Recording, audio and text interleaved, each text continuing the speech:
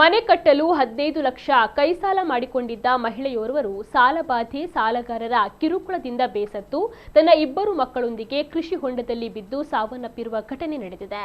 40 ವರ್ಷ ಪ್ರಾಯದ ಪ್ರಮೀಳಾ, ಮಗಳು 22 ವರ್ಷದ ಸ್ವಪ್ನ, ಮಗ 18 ವರ್ಷದ ಚರಣ್ ಆತ್ಮಹತ್ಯೆಗೊಳಗಾದವರು.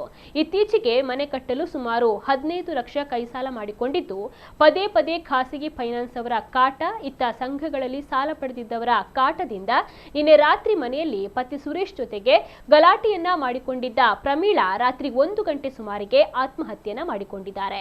ಈ ಘಟನೆ ಕೋಲಾರದಲ್ಲಿ ನಡೆದಿದೆ. ಇನ್ನು ಸುರೇಶ್ ಆಟೋ ಚಾಲಕನಾಗಿದ್ದರೂ ಕೂಡ ತನ್ನ ಇಬ್ಬರು ಮಕ್ಕಳಿಗೆ ಒಳ್ಳೆಯ ವಿದ್ಯಾಭ್ಯಾಸವನ್ನ ಕೊಡಿಸಿದ್ದಾರೆ. ಆದರೆ ಇತ್ತೀಚೆಗೆ ಮನೆ ಕಟ್ಟಲು ಕೈ ಸಾಲ ಸೇರಿದಂತೆ ಸಂಘ ಸಂಸ್ಥೆಗಳ ಬಳಿ ಸಾಲ ಮಾಡಿಕೊಂಡಿದ್ದರು ಎನ್ನಲಾಗಿದೆ. ಇನ್ನು ಪ್ರಮೀಳಾ ಕೂಡ ಮನೆ ಕೆಲಸವನ್ನ ಮಾಡಿಕೊಂಡು ತನ್ನ ಮನೆಯ ನಿರ್ವಹಣೆಯನ್ನ ಮಾಡ್ತಾ ಇದ್ರು.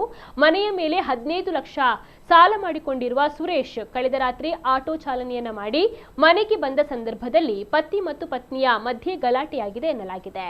ಈ ವೇಳೆ ಮನೆಯಿಂದ ಹೊರ ಹೋಗಿರುವ ತಾಯಿ ಮಕ್ಕಳು ಮನೆಗೆ ಬಂದಿಲ್ಲ. ರಾತ್ರಿಯೆಲ್ಲ ಪತಿ ಸುರೇಶ್ ತನ್ನ ಪತ್ನಿ ಹಾಗೂ ಮಕ್ಕಳಿಗಾಗಿ ಹುಡುಕಾಟವನ್ನು ನಡೆಸಿದ್ದಾರೆ.